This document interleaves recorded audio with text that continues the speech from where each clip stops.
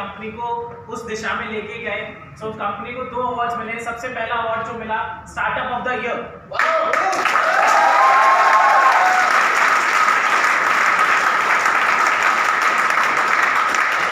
Startup of the year का क्या मतलब होता है? स्टार्टअप ऑफ द ईयर उस कंपनी को दिया जाता है कि जिसने 1 साल के अंतर अपनी एक बहुत अच्छी प्रोग्रेस दिखाई। 1 साल जो कंपनी को स्टार्ट हुआ है या जो भी एक लिमिटेड टाइम के अंदर कंपनी ने अचीवमेंट्स करी है वो लोगों ने देखी है। कंपनीज ने जो एसोसिएशंस हैं डायरेक्ट सेलिंग को जो चलाती है उन्होंने देखी और उन्होंने इस चीज को रिकॉग्नाइज करके हमें स्टार्टअप ऑफ द ईयर का अवार्ड दिया।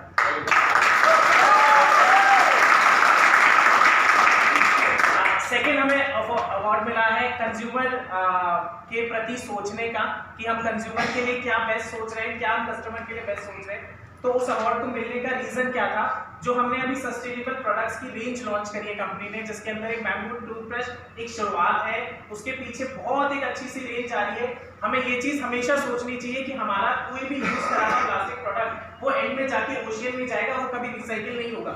क्योंकि इंडिया की रिसाइकलिंग की जो कैपेबिलिटी है वो इतनी स्ट्रांग नहीं है कि कोई भी प्रोडक्ट जो बन रहा है वो रिसाइकिल हो सके। तो हमें अपने जो भी प्रोडक्ट्स हम यूज कर रहे हैं हमारी डेली लाइफ में उसको लीस्ट से लीस्ट प्लास्टिक का कैसे बना सकते हैं। तो कंपनी उसकी एक पूरी रेंज लेकर आ रही है जिसके अंदर कंघा भी रहेगा, उसके अंदर आपकी शेविंग का सामान भी रहेगा और बहुत सारे ऐसे प्रोडक्ट्स जो केमिकल फ्री रहेंगे। हमने हमारी लास्ट मीटिंग में भी बताया था, क्योंकि इन सब चीजों को बड़े पिक्चर में नहीं सोचते हैं हम लोग, पर हम छोटी छोटी अगर चेंजेस हमारी लाइफ के अंदर करने लग गए तो इसका एक बहुत बड़ा और मेजर इम्पैक्ट आएगा और हम अपने आप को प्राउड करेंगे कि ये डेजॉय और डेजॉय के सभी लोग को इस्तेमाल करते हैं और उससे जुड़ा हुआ हर व्यक्ति उस चीज को प्राउड करेगा, क्योंकि वो चीज एनवायरमेंट के लिए हम सोच रहे हैं, नेचर के लिए हम सोच रहे हैं, अर्थ के लिए हम सोच रहे हैं। सो एक केमिकल फ्री रेंज आएगी। फॉर एन एग्जांपल, अगर टॉयलेट क्लीनर है तो टॉयलेट क्लीनर बहुत सारे ऐड करके बताते हैं और बहुत सारे डेमोस होते हैं जिसके अंदर बताया जाता है कि इसके अंदर इतने केमिकल हैं और आपका ये इतनी साफ कर देगा। बट केमिकल्स वो कहाँ जा रहे हैं? वो केमिकल्स जा रहे हैं पानी के अंदर। वो पानी क्या है? वो हम पानी वापस कंज्यूम कर रहे हैं। जो भी एक सिटी का वाटर सिस्टम होता है, हम आज कितना भी सोच लें, कितनी भी प्रैक्टिकल चीज है, पर वो केमिकल्स कितना साफ हो जाएगा पानी से? आप और मुझे पता है कि कोई ऐसी फिल्ट्रेशन प्रोसेस नहीं है कि उस पानी को 100% साफ कर सके। तो आने वाले समय में ऐसे प्रोडक्ट्स की बहुत ज्यादा जरूरत है मार्केट में जो केमिकल्स को फ्री करें और हमें भी और हमारी लाइफस्टाइल के आसपास जितने कम केमिकल्स हैं। हम ऑर्गेनिक वर्ड क्यों यूज करते हैं? ऑर्गेनिक वर्ड इसलिए यूज करते हैं कि उसके अंदर कोई केमिकल्स नहीं है। तो क्या हम जो हमारे घर में वॉशिंग पाउडर यूज कर रहे हैं, क्या हम टॉयलेट क्लीनर यूज कर रहे हैं या कोई भी ऐसा अन्य चीज जिससे हमारे हाथों पे भी केमिकल लगता है और हमारे पानी के अंदर और एनवायरमेंट के अंदर केमिकल जाता है, तो उस टाइप के प्रोडक्ट्स की बहुत अच्छी रेंज आने वाली है कमिंग ईयर में। तो वो एक शुरुआत थी जो हमने हमारा पूरा उनको सब्जेक्ट समझाया कि ये हमारी सोच है। तो जो दूसरा अवार्ड मिला है वो इसी चीज को देखते हुए हमें मिला है।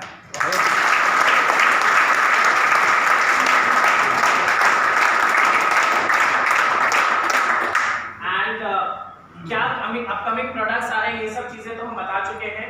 अभी मैं हरिद्वार से आ रहा हूँ, सो बहुत ज्यादा पॉजिटिव एनर्जी के साथ, बहुत सारे नए प्रोडक्ट्स की प्लानिंग के साथ जो आने वाले अगले 2021 है उसका एक पूरा मैप तैयार करके आए हैं कि जनवरी में कौन सा प्रोडक्ट लॉन्च होगा, फरवरी में कौन सा होगा, मार्च में कौन सा होगा। ऐसा नहीं है कि कोई भी उठा के प्रोडक्ट लॉन्च करते हैं, हर चीज एक प्री प्लान तरीके से होगी और उसकी एक बहुत अच्छी रेंज की आदमी को सुबह अगर अभी फॉर एन एग्जांपल ऑल्टरनेट ढूंढना पड़ता है कि आज ये प्रोडक्ट डेजॉय में नहीं है, तो अब कंपनी की जो बेसिक नीड थी वो कंप्लीट हो गई है। अब कंपनी मूव कर रही है जो अपनी रेंज को प्लस करना है, जहां पर उन प्रोडक्ट्स को लेकर आया जा रहा है कि जो हमारे लाइफस्टाइल में है और डेजॉय में नहीं आया अभी तक। तो उस प्रोडक्ट्स के ऊपर भी वर्किंग शुरू हो चुकी है। Ranges for an example face wash की 2 से 3 रेंजेस और आएंगी, सोप की एक पूरी एक नई रेंज आएगी। तो इस टाइप से हर प्रोडक्ट की रेंज आएगी। शैम्पू मतलब बेसिकली पर्सनल केयर की रेंज के ऊपर अगले 6 महीने के अंदर एक बहुत अच्छी वर्किंग होने वाली है।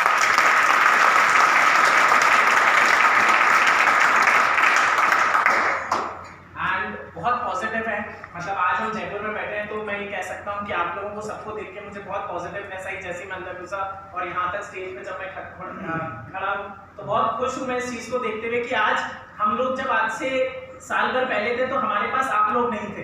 तो आज जब इतनी बड़ी वर्कफोर्स है तो मुझे नहीं लगता है जयपुर हो या राजस्थान हो कि हमें कोई डेजॉय को कोई भी पीछे कर सकता है या हम आगे नहीं बढ़ सकते, क्योंकि आप लोग अपना 100% अगर देंगे कंपनी को तो कंपनी अपने आप ग्रो करेगी और अगर कंपनी ग्रो करती है तो हमारी ग्रोथ निश्चित है।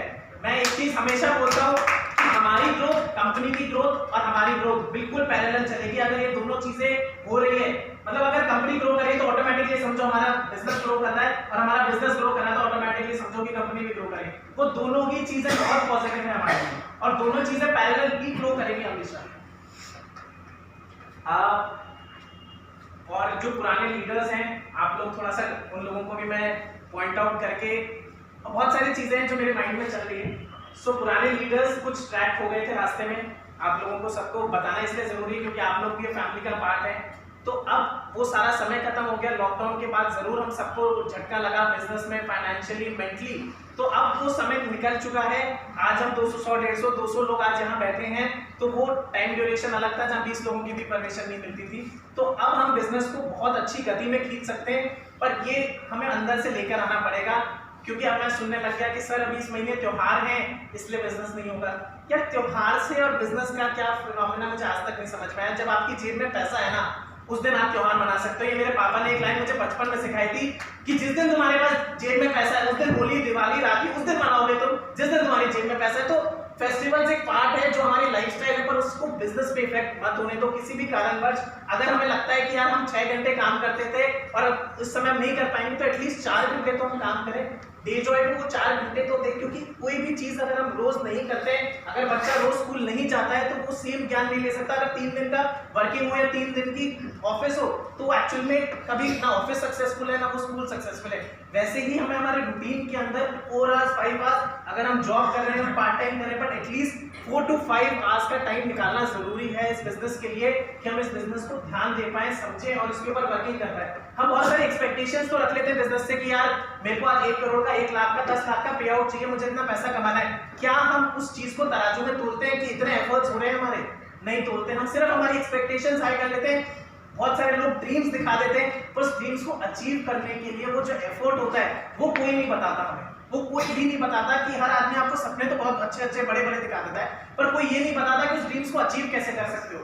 उस ड्रीम को सिर्फ अचीव आप कर सकते हो, और आपको भी पता है उसका तरीका क्या है, क्योंकि हर इंसान अपने अपना शेड्यूल है, अपनी अपनी लाइफस्टाइल है। तो उसको पता है कि उसको अपना टारगेट कैसे सेट करना है, क्या टारगेट सेट करना है, उसको किस एरिया में वर्किंग करनी है। तो हमें प्री प्लान तरीके से नहीं है। ऐसा नहीं है कि आज हमारे लीडर्स ने बोला कि आज जयपुर मीटिंग है, 10 लोगों को लेके आ जाना, हम 10 लोगों को लेके आ गए। ये वर्किंग स्टाइल नहीं चलेगा। अगर इस वर्किंग स्टाइल पे काम कर रहे हो तो जीरो से वापस शुरुआत कर लो, बहुत ज्यादा बेटर है। एक रॉन्ग डिस्टेंस पे ग्राफ को ऊपर लेके जाने से, ऊपर नीचे लेके जाने से अच्छा है कि एक स्ट्रेट ग्राफ में हम जाएं कि जिसमें हर चीज प्री प्लान हो।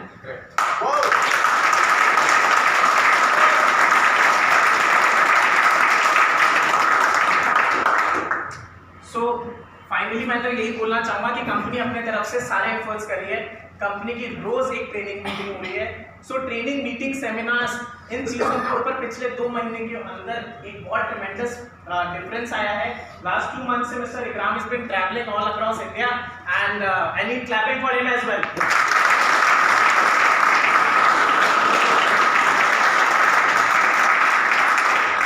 देश का ऑलमोस्ट हर एक कोना टच कर चुके हैं मिस्टर इकराम। एंड अभी भी वो कोटा सिर्फ अपना सामान लेने के लिए गए, और इनका ये कहना था कि सर मैं कोटा जाके क्या करूंगा, मेरे को लोगों के साथ रहना है, उनके साथ उनकी मीटिंग्स करनी है और उनको और आगे लेके जाना है। तो जब ये इंसान हमारे लिए इतना सोच सकता है, तो क्यों ना हम हमारे बारे में इतना सोच लें कि उस चीज के ऊपर वर्किंग करना शुरू कर दें। बस ये मन में लेके जाओ आज इस मीटिंग से, लास्ट एंड ये लेके जाना कि अगर इकराम इतनी मेहनत कर सकता है हमारी लाइफ को बेटर करने के लिए, तो क्या हम अपनी लाइफ को बेटर करने के लिए उसके साथ हाथ मिला के काम नहीं कर सकते? कर सकते।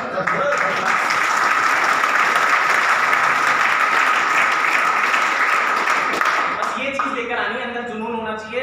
बिना जुनून के कुछ भी नहीं होगा। मतलब अगर हम सोचें कि टाइम पास कर ले, 2 घंटे 4 घंटे काम करके हम कुछ कर लेंगे लाइफ में, नहीं होगा। मतलब आज छोड़ दो डे जॉब। मतलब क्यों अपनी होप्स क्यों खराब करते हो और अपने अपलाइन किया और उसके अपलाइन किया, मेरे पास टीम है मेरे लिए काम करेंगे, नहीं होगा। अगर आप ये टाइम पास की तरह बिजनेस करेंगे, बिल्कुल स्ट्रेट फंडा है कि आपको मेहनत करनी पड़ेगी, उसके ऊपर एफर्ट्स लगाना पड़ेगा, और ये बिजनेस बिल्कुल इजी नहीं है। इजी बिजनेस नहीं है। टारगेट लो, अपने आप से टारगेट लो, अपने सीनियर से टारगेट लो और उसको अचीव करो, उसके बाद ये बिजनेस इजी होता जाएगा आपके लिए। पर इजी बिजनेस नहीं है। इसको इजी लोगों ने बोल के लोगों का मन खराब कर दिया है। कह रहे तो इजी बिजनेस है, ऐसी इनकम आ जाती है, ऐसी इनकम नहीं आती।